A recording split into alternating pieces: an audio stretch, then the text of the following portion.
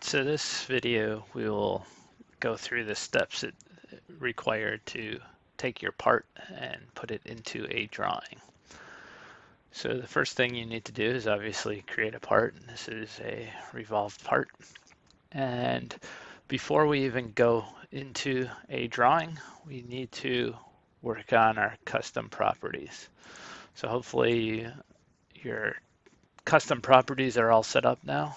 If they are not, if you are not seeing what I'm showing right now, go ahead and watch that video on custom properties and templates. But hopefully you do, and this custom properties menu will come up. So all of this information will be imported into the drawing title block. So the description is a description of your part. So we will call this, so good standard process for drawings is to always use all capital letters. So we are going to call this a widget, revolved widget. Our project is learning drawings. The version will be your revision of the part, so we'll use a 0.01 revision. If we were to revise this part, we would then change that to 0.2, 0.3, and so on. For this, we will assign it a material, and we'll just go with a plain steel.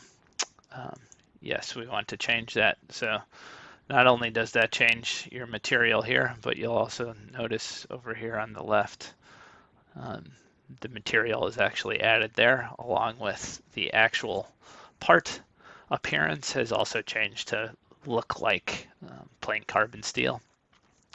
And we'll just have a as machined for the finished because we'll just take it how it comes right off the machine.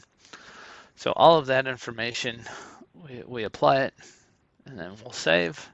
So all that information is now stored within that part and will be brought into the actual drawing.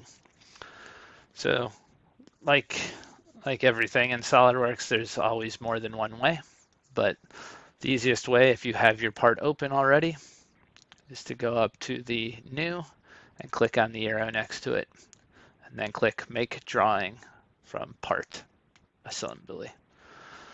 So hopefully you now have your templates tab that you can pull in your Polytech title block.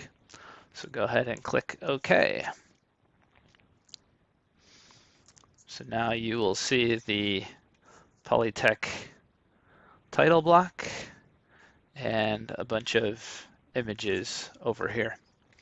So because this is a basic turn part, we really only need 2 views, but we'll add the top view,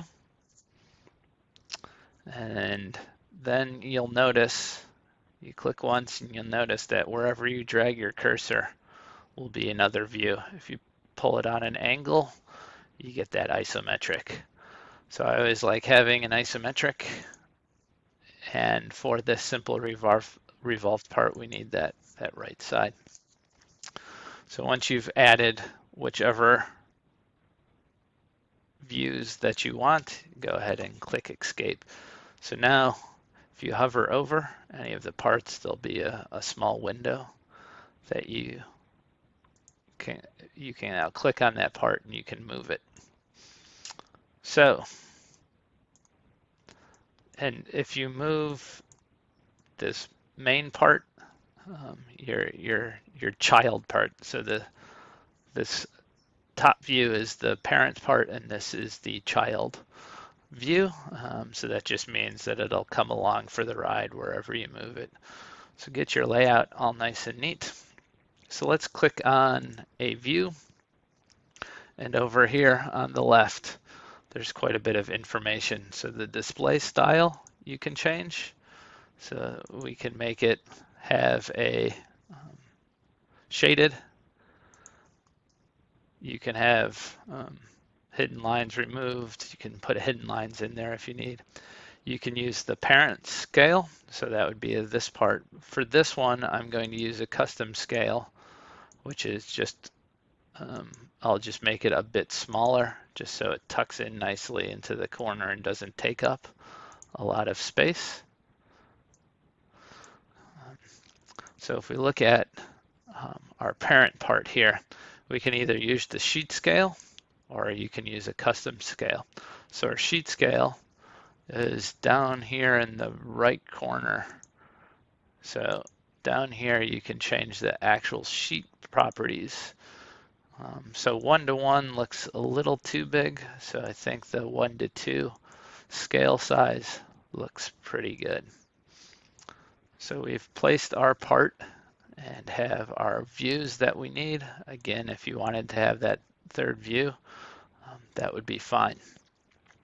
So what happens if you decided that you do need that third view?